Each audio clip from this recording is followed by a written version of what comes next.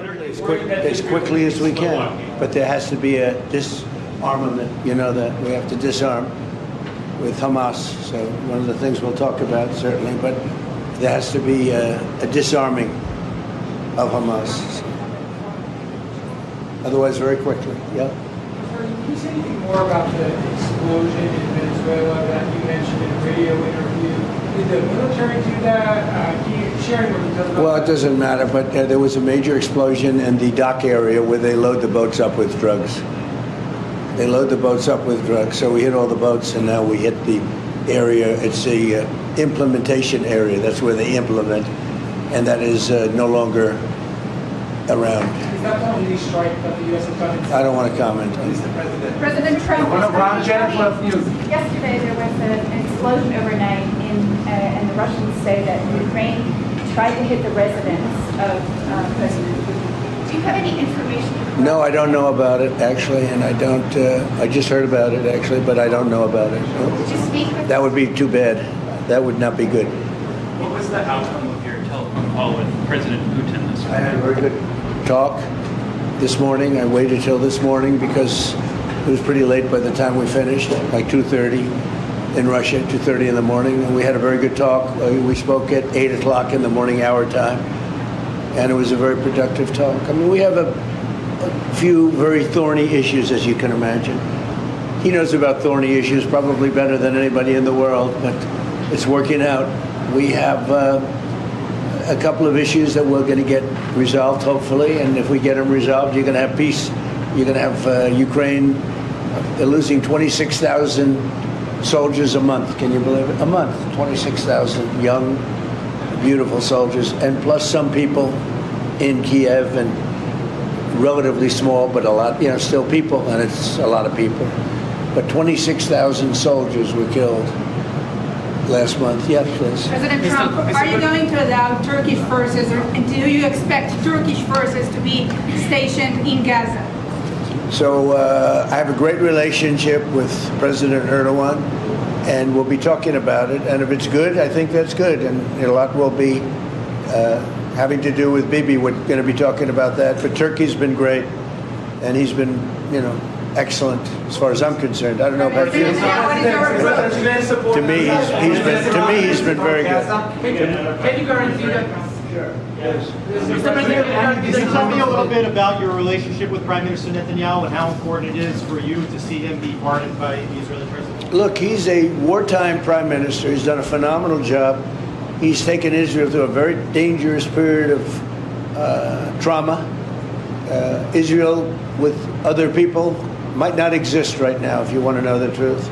That's a pretty big statement, but it's true. I feel that. You had the wrong prime minister. Israel right now would not exist because they were met with a force the likes of which very few countries could have handled. And we worked together, and we were extremely victorious, to put it mildly.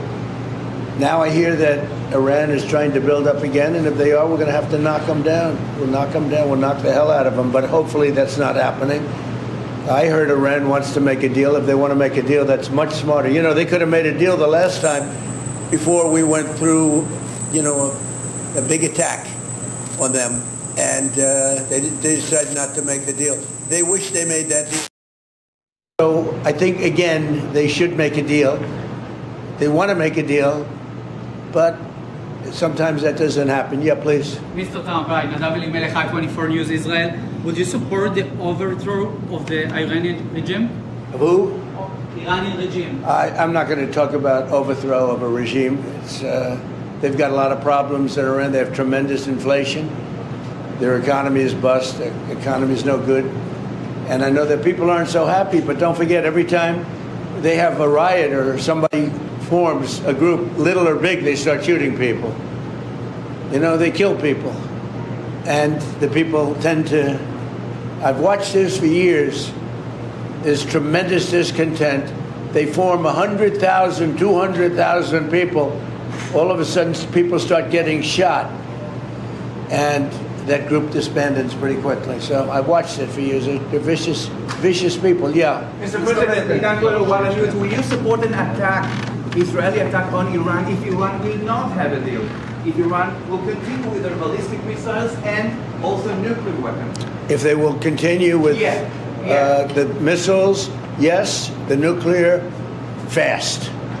Okay? One will be yes, absolutely. The other was, we'll do it immediately.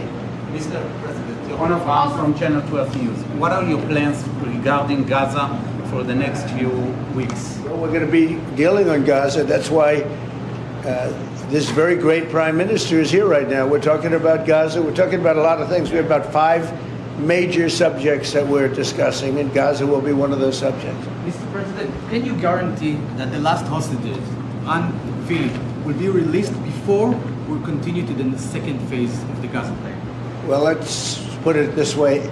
Every hostage just about that's been released was released because of me, Steve Witkoff, Jared Kushner, my whole team, Marco Rubio, Pete Hegseth. They were all released because of us.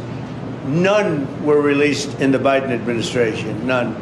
They were all released because of us. Then we had a lack of releases with respect to the dead. And all of a sudden they started coming back because I said, nope, you said you could even. We have one wonderful young man whose parents are right now inside. And he's, what beautiful parents, a beautiful brother, sister, and like a beautiful family, and they're waiting for their son. It's the only one left, and we're doing everything we can to get his body back. And the parents just said, hopefully he's alive. And I said, I love you to think that way. Okay? President So we're Trump. doing everything we can. Do you have President Trump, Out of all of these people, and I'm not just talking about the final 20. right. Look at all of the people. What do you think the total number is? 255. 255. 254 came out, one more. Think of that. And we got them all. President Trump, President Trump, does the reconstruction of Gaza, President Trump, does the reconstruction of Gaza, does the reconstruction of Gaza will begin even before Hamas is disarmed? I think it's going to begin pretty soon, yeah. Before Hamas He's is disarmed? looking forward to it, so am I. Look, what a mess. What a mess it is. And it's been a mess for centuries, really. It's been a mess for a long time. It's seems to be born for that, but we're gonna straighten it out. No, we're already starting certain things. We're doing things for sanitary conditions and others. But Gaza's a tough place. You know the expression, it's a tough neighborhood. That's truly a tough neighborhood. Yeah, you had a question in the back? Go ahead. Yeah, please, go ahead. I'd like to get all the relationship between you and the Prime Minister. What about it? There is no relationship, good relationship between you. I don't think it can be better. Just won a big war together. You know, if we didn't beat Iran, you wouldn't have had peace in the Middle East because nobody would have been able, the Arab countries who have been fantastic, would not have been able to make a deal. If we didn't wipe out their nuclear, we wiped it out. If we didn't wipe out with our beautiful B-2 bombers, if we didn't, and we sent a lot of Tomahawks in there also, by the way, from a submarine. And what about the pardon that the President of Israel needs to give the Prime Minister? A pardon? The pardon. I think he will. How do you not? He's a wartime prime minister who's a hero. How do you not give a pardon? You know, I think it's a very hard thing not to do it. I spoke to the president, and it's on. I mean, he tells me it's on its way. Mr. You President, can't do better than that, right? Please. Mr. President, can I follow up on Venezuela? Was the facility taken out by the U.S. military, or was it another entity like the CIA? Well, I don't want to say that. I know exactly who it was, but I don't want to say who it was. But you know, it was along the shore. Mr. President, have you or anyone in your administration talked to Maduro in recent days? Well, I spoke to him Recently? pretty recently, reasonably, but nothing much comes of it. Yeah. Mr. President, can you explain the importance? You have to understand what he's done. They've sent billions of dollars of drugs in, but maybe just as bad, they've sent hundreds of thousands of people in from jails, from prisons, from mental institutions and insane asylums. The drug lords, the drug dealers were all sent into our country. But think of it, what he's done. Tren de Aragua, probably the worst gang. They cut off people's fingers. One man made a phone call to complain about them. He cut off their hand. They cut off his hand. Don't ever make a phone call again. We'll cut off your hand. After that, we'll kill you, they said. That was in Colorado. They sent in all of the bad ones. They sent in some bad people. And that to me was just terrible. And they send in drugs. Now, I will say this, 97% of the drugs coming in by sea stopped. We're trying to figure out who the other 3% are. They have a hard time getting people to pilot those boats. But 97% of the drugs coming in by the ocean, by the sea, by water, are gone. Every boat that we take out, we save 25,000 lives of Americans.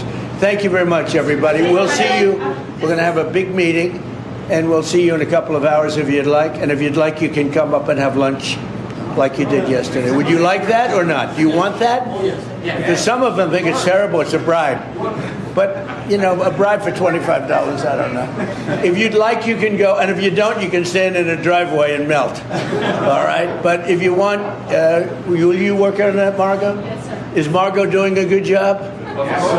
She's a star. She's too nice. Her only problem is she's too nice to you. And you're not nice to us, but that's okay. Margot, take them up and have a beautiful lunch, and we'll see you later.